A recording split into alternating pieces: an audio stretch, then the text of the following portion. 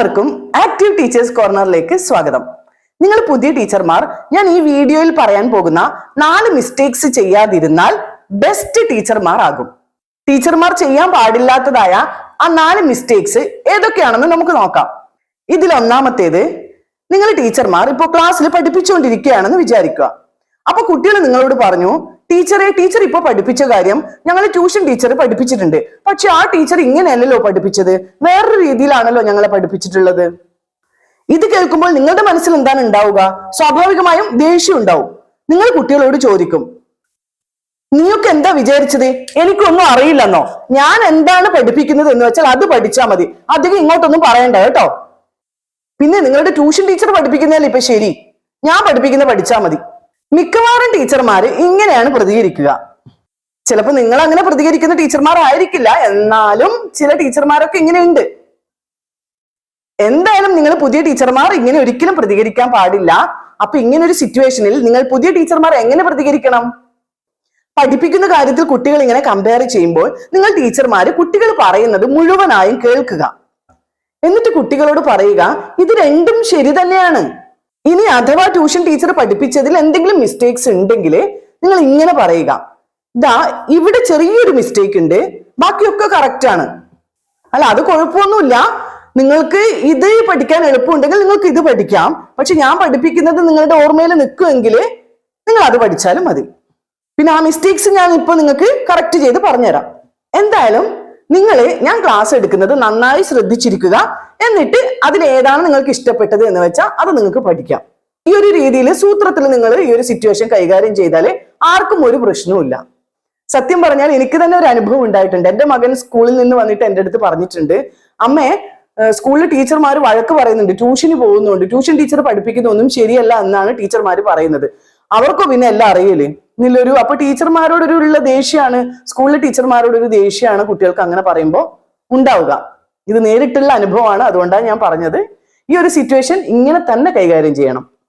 എന്ന് വെച്ച് മിസ്റ്റേക്സ് ഉണ്ടെങ്കിൽ അത് തിരുത്തണ്ട, കുട്ടികൾക്ക് അത് പറഞ്ഞു കൊടുക്കണ്ട എന്നല്ല പറഞ്ഞത്, പക്ഷെ അത് വേറൊരു ടീച്ചറെ കുറ്റപ്പെടുത്തിക്കൊണ്ട് അത് തിരുത്തരുത്, അത് മാത്രമാണ് ഞാൻ ഉദ്ദേശിച്ചത്. ഇനി രണ്ടാമത്തേത്, നിങ്ങൾ കാര്യമായിട്ട് ക്ലാസ്സിൽ പഠിപ്പിച്ചുകൊണ്ടിരിക്കുമ്പോൾ ഏതെങ്കിലും ഒരു കുട്ടി ഒരു സംശയവുമായിട്ട് നിങ്ങൾ എടുത്ത് വരികയാണെന്ന് വിചാരിക്കുക. അതായത് നേരത്തെ പഠിപ്പിച്ച എന്തെങ്കിലും കാര്യമായിരിക്കാം.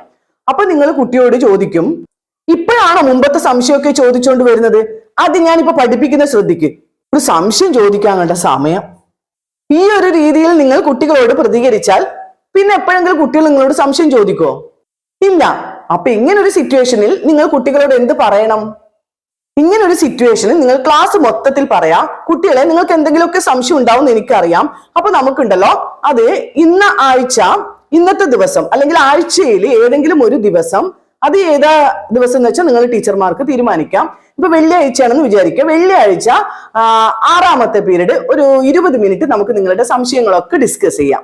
ഓക്കെ, ഇങ്ങനെ നിങ്ങൾ കുട്ടികളെ സമാധാനിപ്പിക്കണം. സംശയം ചോദിച്ചു വരുന്ന കുട്ടികളെ ഇങ്ങനെയാണ് നിങ്ങൾ പറഞ്ഞു വിടേണ്ടത്. അപ്പൊ ഇങ്ങനൊരു രീതിയിൽ നിങ്ങൾ പറയുന്ന സമയത്ത് കുട്ടികൾക്കും അവിടെ ഒരു പ്രശ്നവും ഉണ്ടാവില്ല, കുട്ടികൾ ഹാപ്പിയാവും. ഇനി മൂന്നാമത്തേത്, ക്ലാസ്സിൽ നിങ്ങൾ ഒരു കാര്യം പഠിപ്പിച്ചു കൊടുത്തു.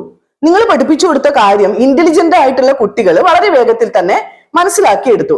എന്നാൽ അത്രത്തോളം ബുദ്ധിയില്ലാത്ത കുട്ടികൾക്ക് അതൊന്നും മനസ്സിലായിട്ടില്ല.